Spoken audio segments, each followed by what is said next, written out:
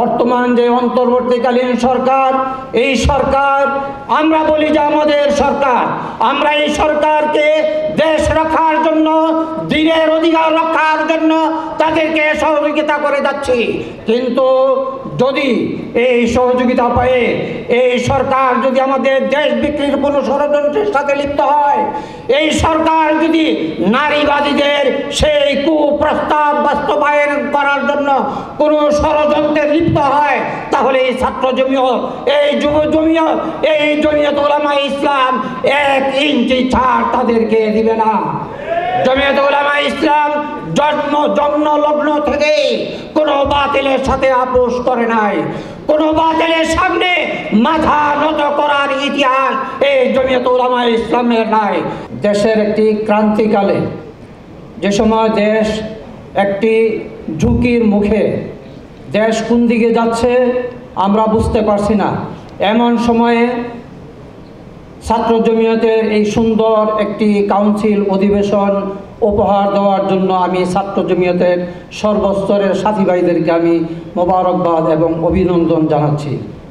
পাশাপাশি এই জমিয়ত উলামায়ে ইসলাম এই দেশের ঐতিহ্যবাহী আকাবিরিনে উলামায়ে কেরামদের সংগঠন, যেই সংগঠন জন্মলগ্ন থেকে দেশ রক্ষা, দিন রক্ষার আন্দোলনে রত ছিল। আপনারা জানেন এই জমিয়ত উলামায়ে ইসলামের নেতৃত্বেই এই দেশ থেকে ইংরেজদেরকে বিতাড়িত করা হয়েছে। এই জমিয়ত উলামায়ে ইসলামের নেতৃত্বেই এই বাংলাদেশের 71 সনে এই বাংলাদেশ স্বাধীনতা আন্দোলনের নেতৃত্ব হয়েছে।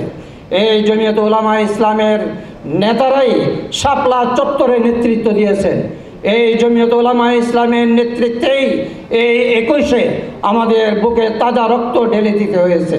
আমরা সেই 24 জুলাই আগস্টের সেই আন্দোলনের দিকে যদি তাকাই, তাহলে আমরা একটু আগে যে ডকুমেন্টারি আমরা দেখেছি, এতে করে প্রমাণ হয় এই দেশের দুঃখে সুখে দেশ রক্ষায় এবং দেশের মানুষকে দুর্যোগপূর্ণ অবস্থা থেকে রক্ষার জন্য এই জমিয়ত উলামায়ে ইসলাম বীরত্বপূর্ণ ভূমিকা রেখে চলেছে।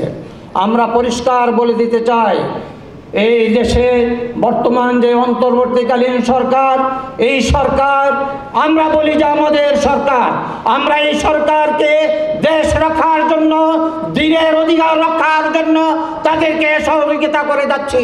কিন্তু যদি এই সহযোগিতা পায় এই সরকার যদি আমাদের দেশ বিক্রির কোনো ষড়যন্ত্রের সাথে লিপ্ত হয়, এই সরকার যদি নারীবাদীদের সেই কুপ্রস্তাব বাস্তবায়ন করার জন্য কোনো ষড়যন্ত্রে লিপ্ত হয়, তাহলে এই ছাত্র জমিয়ত, এই যুব জমিয়ত, এই জমিয়ত উলামায়ে ইসলাম 1 ইঞ্চি ছাড় তাদেরকে দিবে না।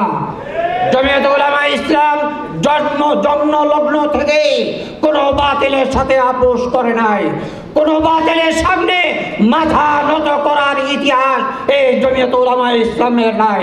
এই জন্য পরিষ্কার বলে দিতে চাই, এই দেশ রক্ষার জন্য 25-এর এই আন্দোলনে যেভাবে আমরা রক্ত দিয়েছি, আবার যদি এই দেশের ষড়যন্ত্র নস্যাৎ করার জন্য আবার রক্ত দিতে হয়, আবার শাপলা চত্বরে যেতে হয়, আবার শাহবাগে যেতে হয়, তাহলে আমার সাথীরা রক্ত দেওয়ার জন্য প্রস্তুত আছি ইনশাআল্লাহ।